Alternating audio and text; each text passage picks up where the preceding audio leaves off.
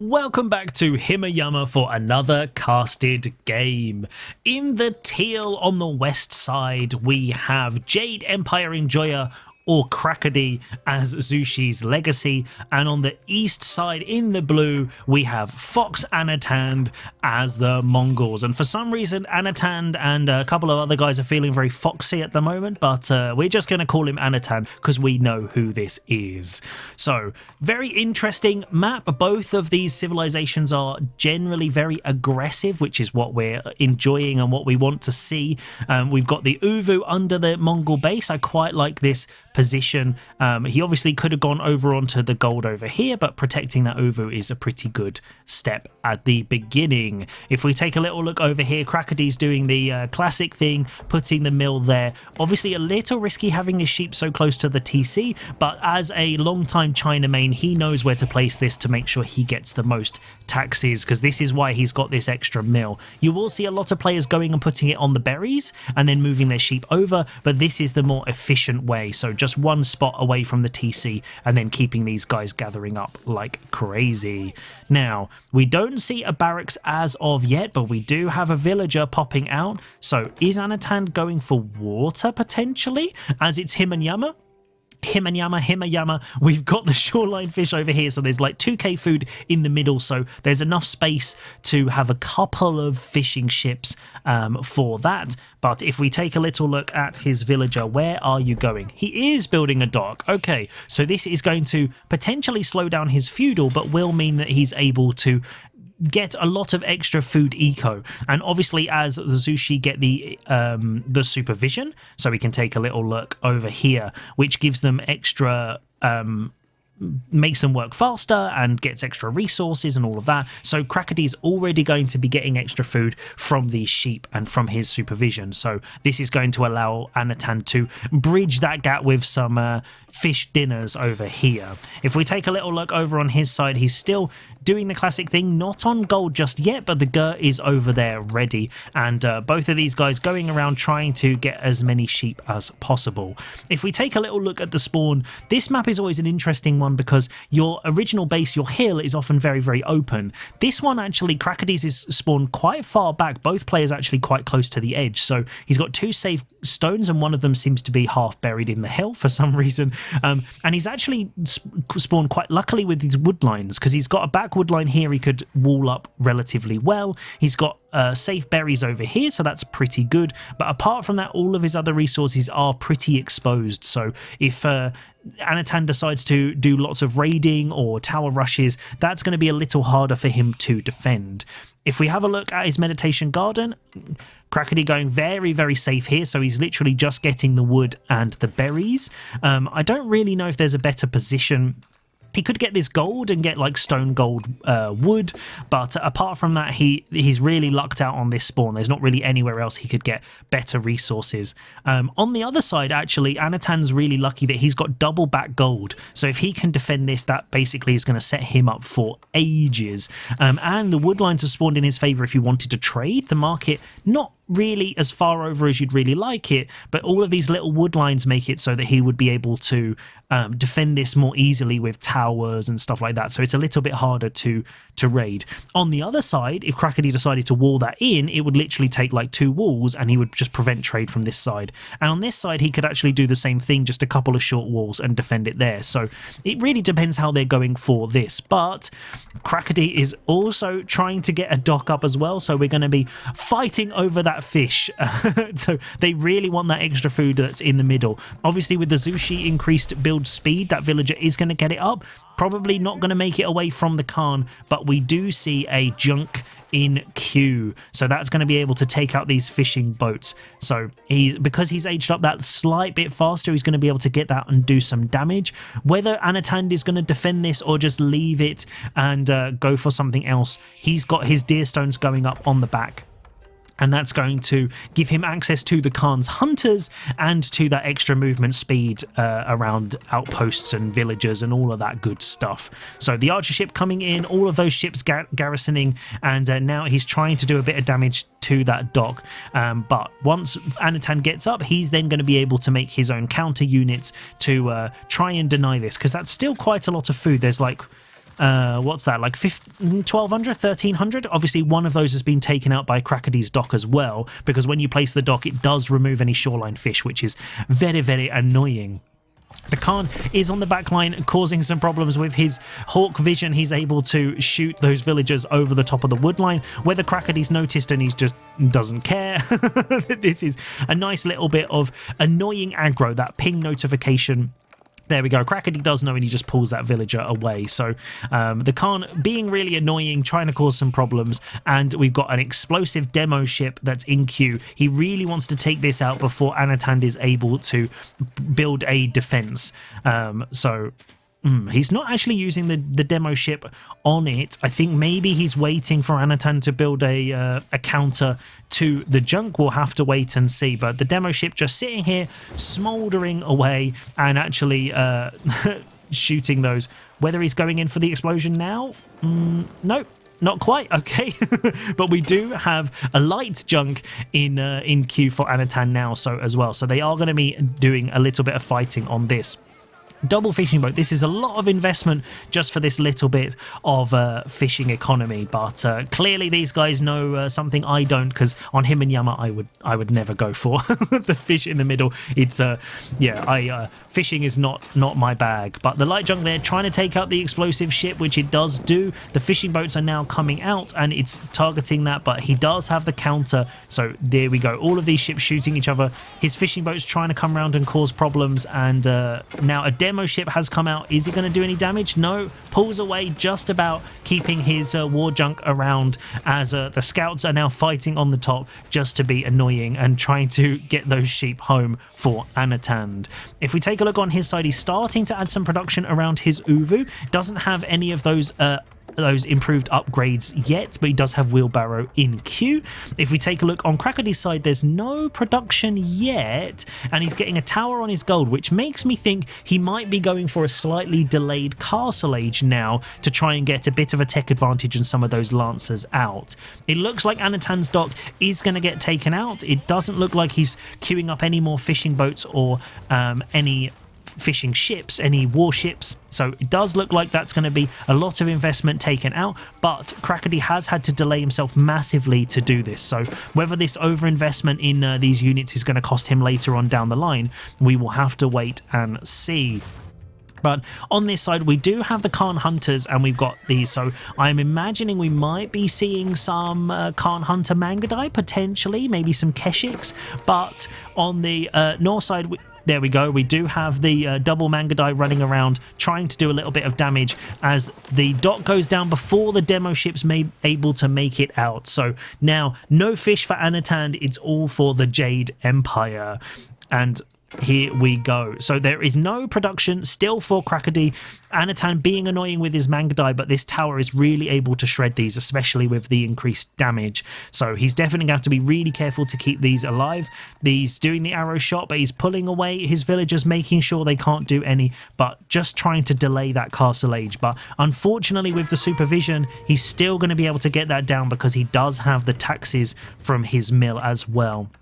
He's using up all of this sheep. He is then going to have to move out onto the food. He does get quite a bit of food, 36 a minute, which is not to be sniffed at. That's like an extra food villager.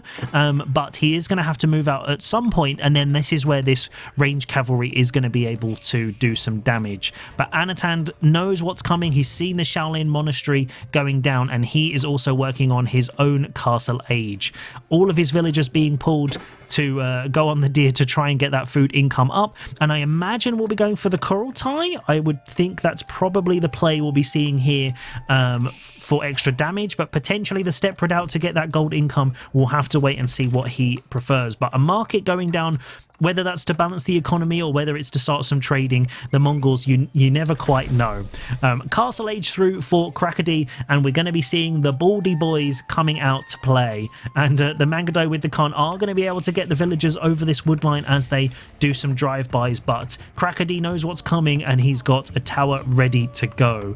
Step Out has gone down, a really nice position for this. He's not even going to have to move it because now he can double up all of his gold income, or extra 50% for all of the gold he's gathering over here. So Mangudai trying to do some damage, idling up that economy, not quite getting the villager kills, but idling these up and doing a little bit of damage here and there is definitely going to be hurting the Zushi economy. Lancer has made its way out now, so those higher tech units are going to be able to do a little bit of aggressing. And if we take a little look on Crackedy's side, he should be picking up one of the relics. He's got his little relic backpack on and he's heading home, one in hand. Obviously you can't see it down here on the UI because you know, why would the UI actually show everything that's going on? So if we see, he's only got one Shaolin monk out so far, another one in queue, so those are going to be trying to get the relics as quickly as possible. But now Anotand is also in the castle age. We'll switch over to income per minute. If we take a little look on his side, it doesn't look like there's any traders in queue just yet, but that doesn't mean that we're not going to see them. The Mongols can always do some cheeky trade whenever they feel like it. We've got the scout chilling around by the bottom gold, just I think to keep an eye out ready for that trade as well, as Anotand is massively on the deer, and Crackedy is just finishing off the fish over here. There's not a huge amount left, so he's going to have to pull off that eventually.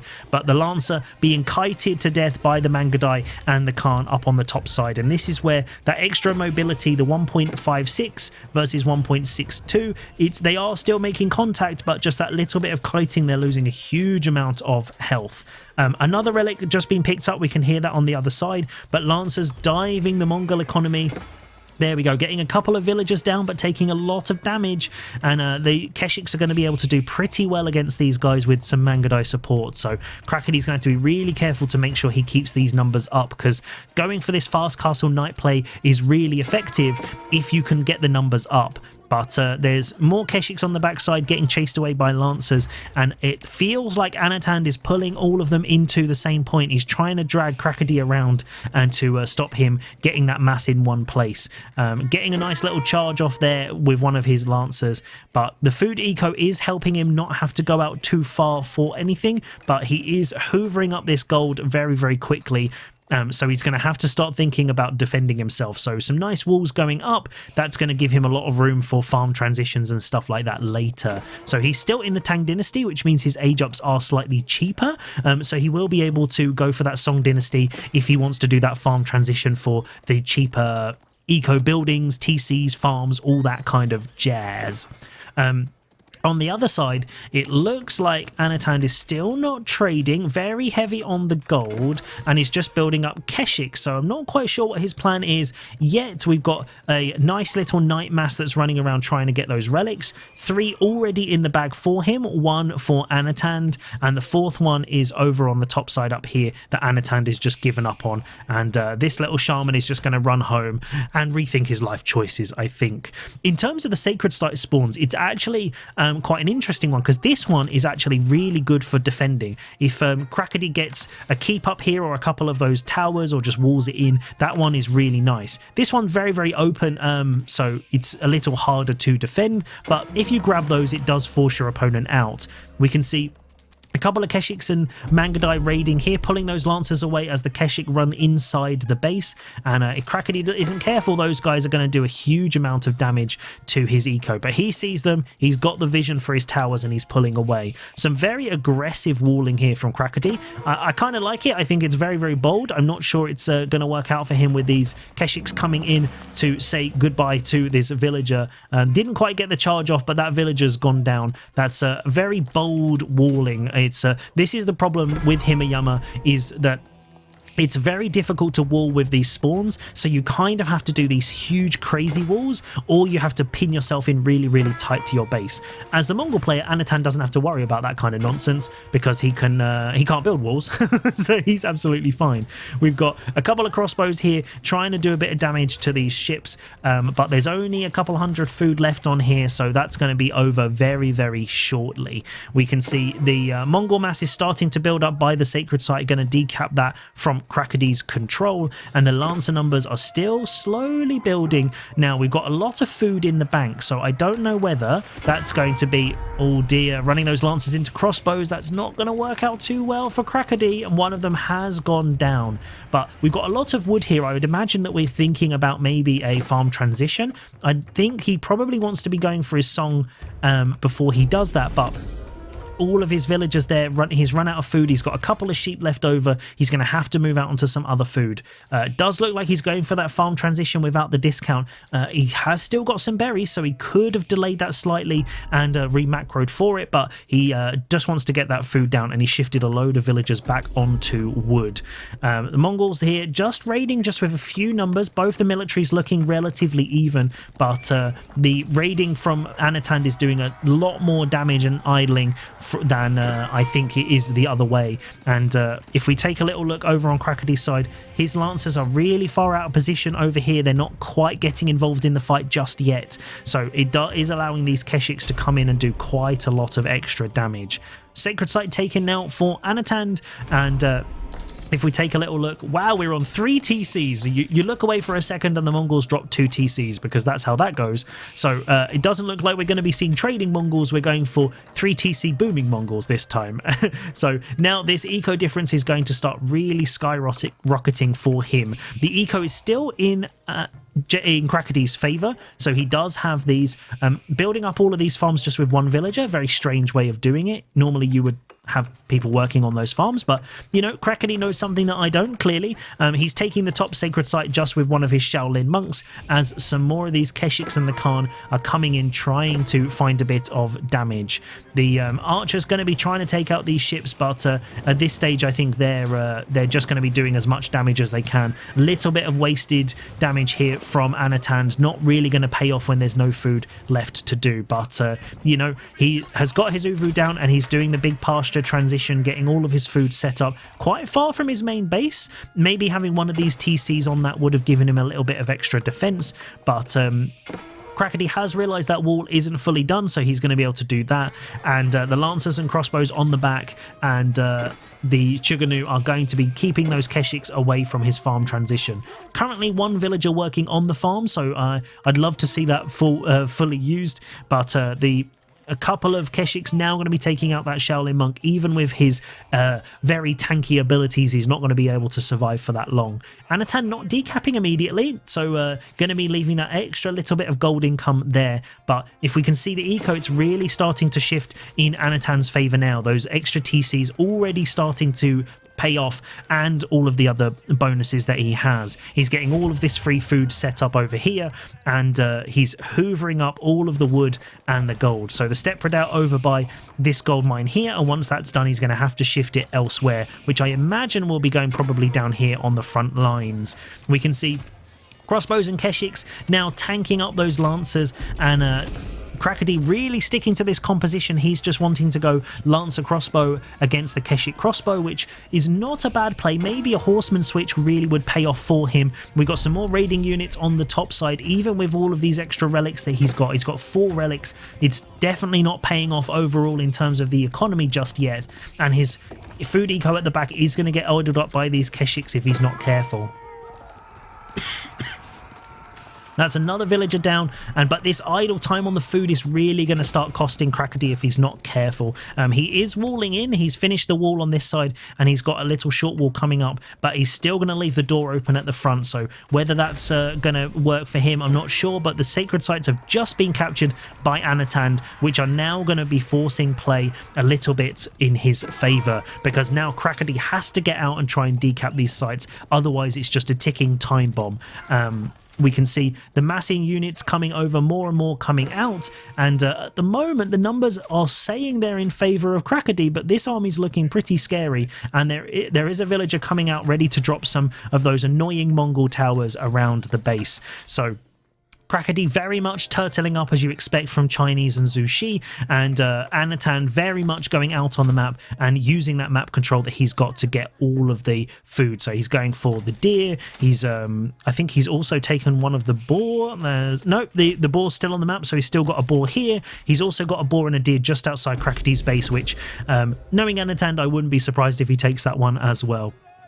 There we go. So the sacred site being decapped on this side as well, trying to prevent that age up, that victory condition, but it doesn't look like Anotand's that bothered. I think he's just trying to force Crackedy out of his base, and while he's doing that, he's now going to be pushing on the bottom side. Deerstone's being moved in for that extra bonus, and all of the crossbows coming out to try and do damage, but yeah, this is still going to be quite a good fight for Anotand. I think the tower is not going to go up if the villager's been taken out yet, so that tower is 15 away from being completed. Oh, that's so annoying for Anotand. But he's managing to do a lot of damage against these crossbows, and yeah, Crackedy's having to pull away to make sure that he keeps his units alive. On the backside, a wolf is helping Crackedy out, trying to eat some of Anotand's villagers, but with the extra eco that he has, I don't think Anotand is particularly worried at this stage.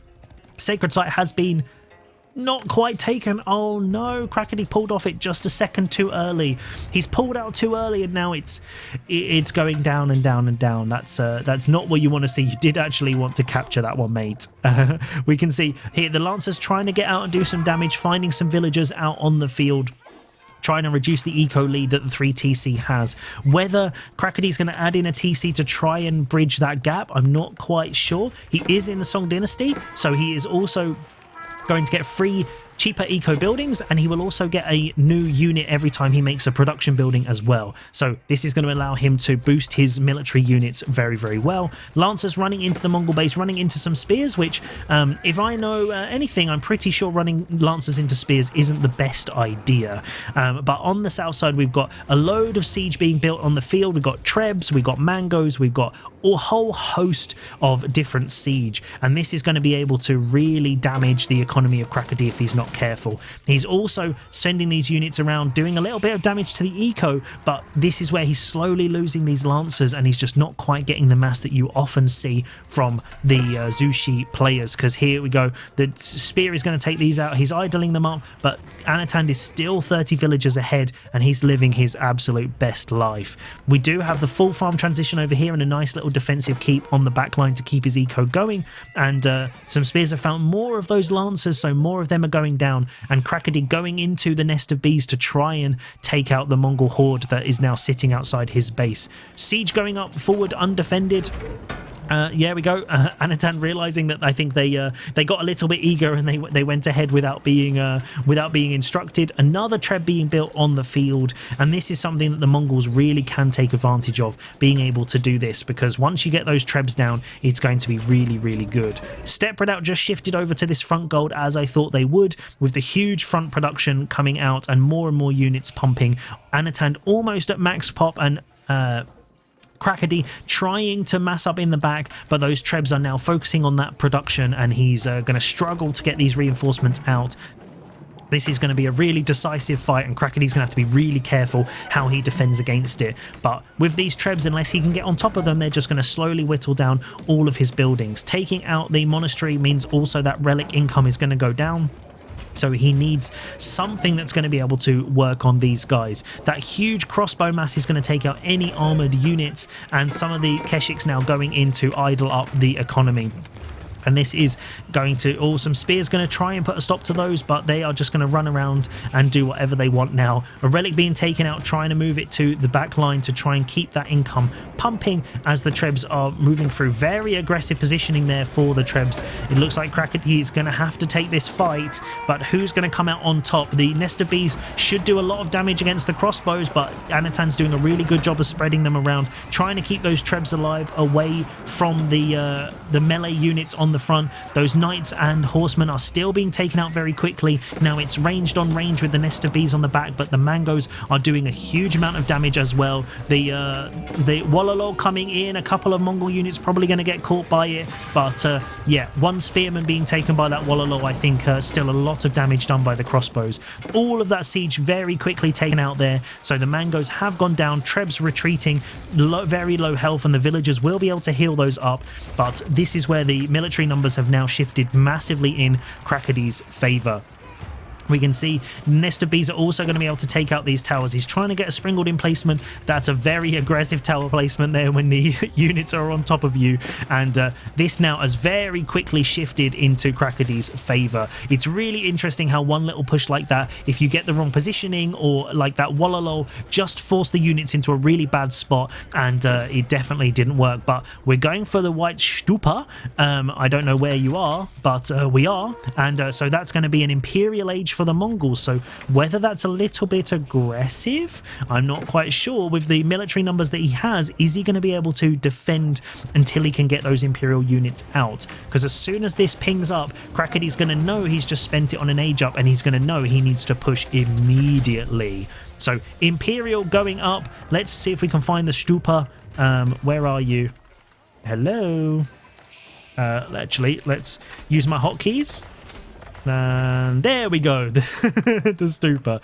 So it's an Uvu that gives you extra stone and you get all of these upgrades. So definitely you can see Crackedy now, he's seen it, he's pushing in, he knows he needs to do damage before these Imperial units come out, and hand cannons immediately going into queue to try and do that. But towers all through the Mongol production going to be doing a lot. The trebuchets doing attack ground to try and take out some of these units, just missing out on those. Nest of bees trying to catch the crossbows on the bottom side, and the melee units running around trying to get villagers. Anatand's units very, very low at this stage, so if he can defend this, he's going to be in a good spot, but it's going to be a really tricky one. Those nest of bees doing a huge amount of damage. Trebuchets catching a little bit there, but not quite doing enough. Mangadite on the front getting caught by some nest of bees as well, as reinforcements are coming in the back to get the deer stones down.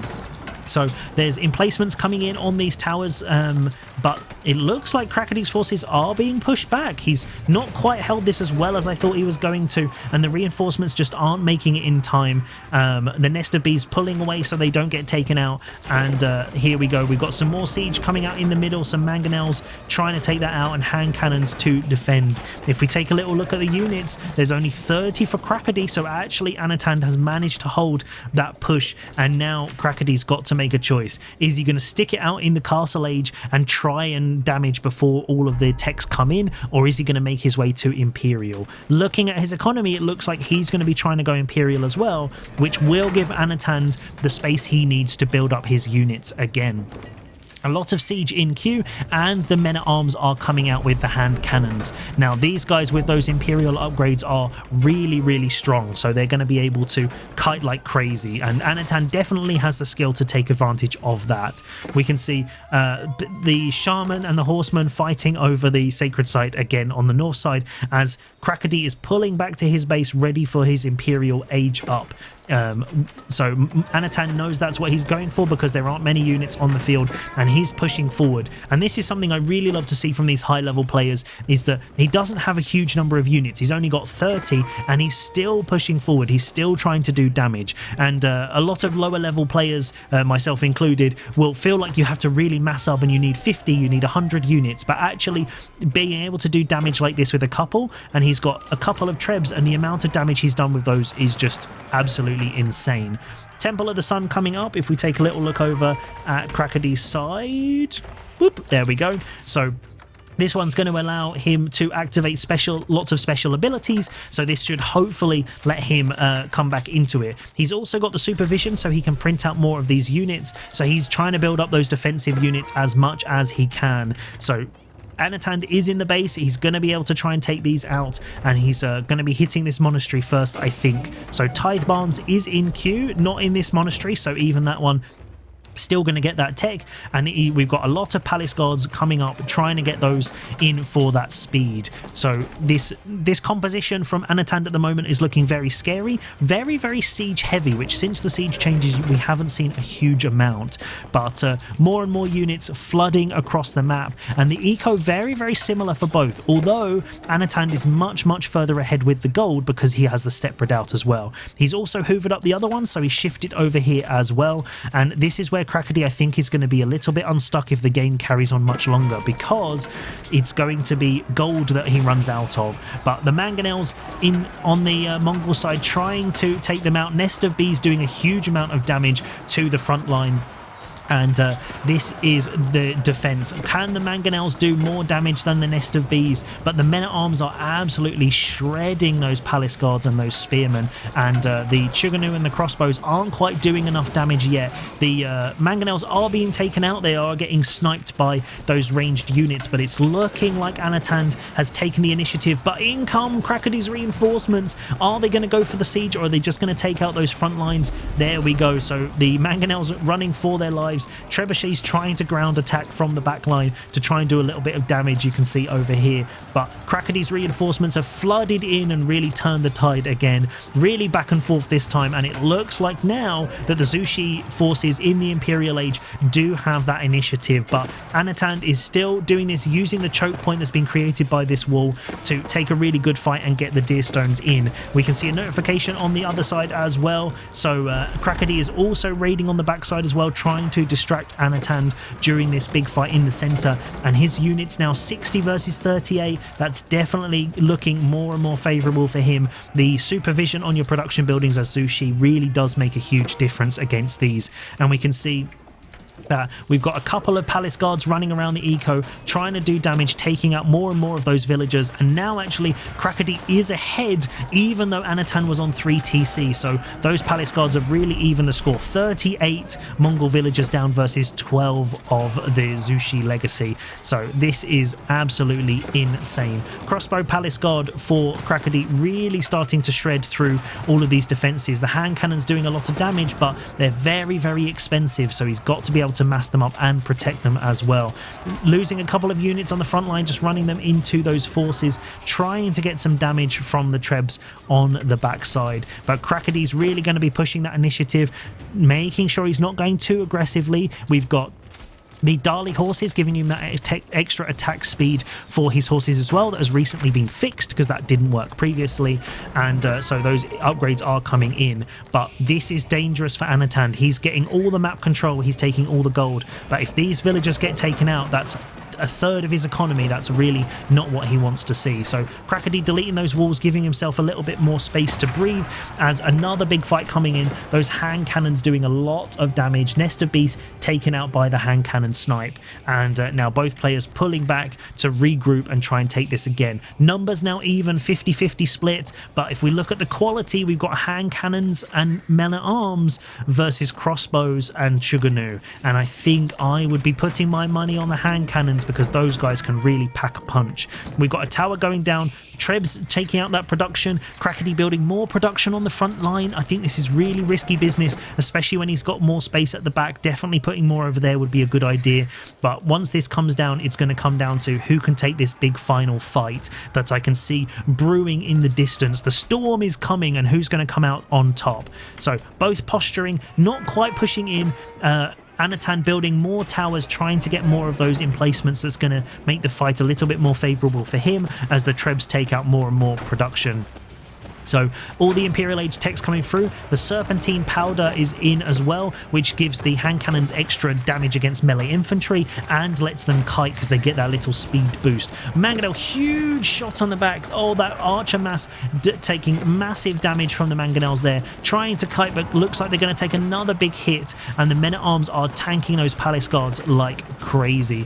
So this is where the numbers are, again, they've shifted back into Anotand's favour, and the Mangonels, oh, they've just absolutely shredded those units on the back. All of those archers have just completely evaporated, and now the units are flooding around Crackedy's base and idling up his economy. Horsemen on the back, trying to get the surround on the siege and the men-at-arms, but the men-at-arms are also in the farm transition, and they are taking out those horses very, very easily, and now its economy is down, and Crackedy calls it.